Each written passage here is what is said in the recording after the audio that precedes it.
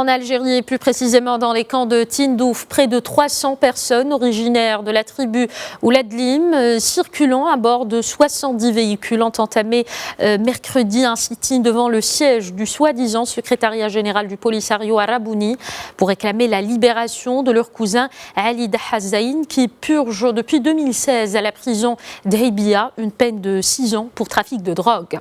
L'action a été déclenchée après que les protestataires aient appris que des cadres du front séparatiste ont orchestré l'évasion d'un baron de la drogue de la tribu Rgibat Souad qui purgeait une peine de 10 ans de prison dans le cadre de la même affaire.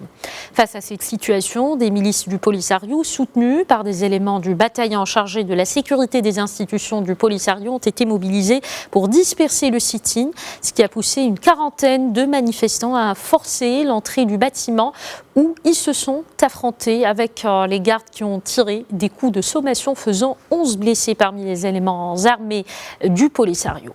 Suite à ces développements, le soi-disant ministre du Polisario, Mohamed Ali Sid Bachir, est intervenu auprès des notables de la tribu Ouladlim pour leur demander de faire pression sur les protestataires pour mettre fin à leur action contre la promesse de libérer leur cousin dans un délai ne dépassant pas une semaine. Le sit-in a été levé sur la base de cet engagement.